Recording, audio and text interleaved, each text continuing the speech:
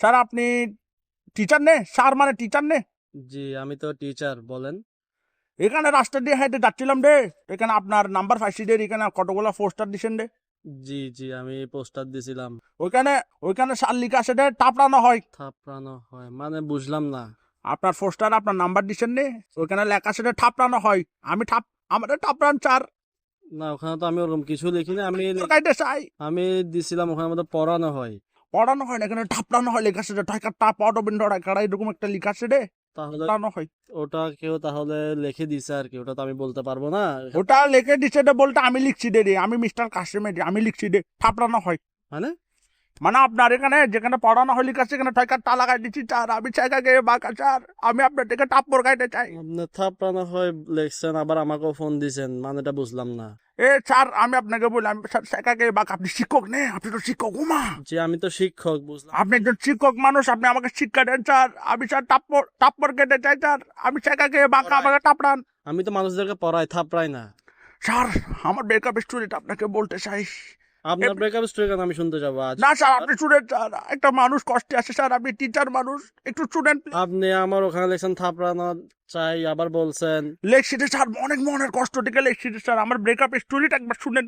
আচ্ছা দেখি বলেন কি বলতে চাচ্ছেন। স্যার অনেক আগের একটা ঘটনা, অনেক আগের, অনেক মানে অনেক, প্রায় 3-4 দিন আগে ব্রেকআপ, সেটা আমার টকনের কথা। আচ্ছা আচ্ছা বলেন। স্যার একটা মেয়ের সাথে আমার আজকে প্রায় 2 বছর ধরে সম্পর্ক। হ্যাঁ বলেন। তো স্যার মেয়েটার বিয়ে গেছে স্যার,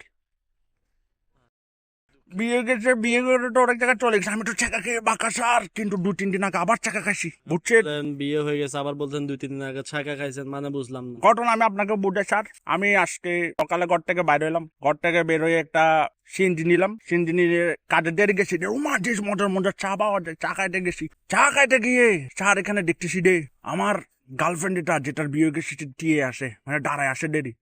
আচ্ছা আচ্ছা তারপর? তো ওরা ডাকার পর আমি বলতেছি কেমন আছো তুমি, ও বলে কি কেমন আর থাকবো, আসি ভালো। আমার থেকে জিজ্ঞেস করছে, আমিও বলছি আমি ভালো আছি। তারপর আমি বললাম তোমার জামাইয়ের কি অবস্থা, ও বলতেছে আমার জামাইয়ের সাথে তো আমার ডিভোর্স। উমা মান মেলা দুফুটা বুঝছেন স্যার, আচ্ছা জামাইয়ের সাথে ডিভোর্স। তো আমি ওরা বললাম কতদিন ধরে ডিভোর্স, বলতেছে প্রায় 1 মাস। তার মানে 2 মাসও কি স্যার সংসার হয় নাই। আচ্ছা ঠিক আছে তারপরে? তারপর আমি ওরা বললাম তোমার জামাইয়ের সাথে তোমার ডিভোর্স, আমি তো তোমাকে এখনো ভালোবাসি, তুমি কি এখনো সিঙ্গেল। আচ্ছা উনি কি বলছে আপনাকে? উনি স্যার আর কি বলবে, ও স্যার সিঙ্গেলকে সিঙ্গেল না জবাবটা দেওয়ার আগে স্যার, আপনি কান্না করতেছেন কেন, বলেন কি বলছে উনি? জবাবটা দেওয়ার আগে স্যার আমার ঘুম ভাঙে গেছে।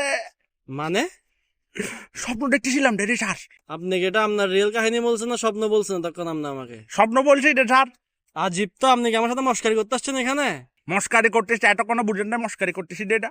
এই যে ফাজিল, একদম থাপড়াবো আপনাকে এখন একদম আমি। এর জন্য এটা স্যার লিখছি টাপড়ানো হয়।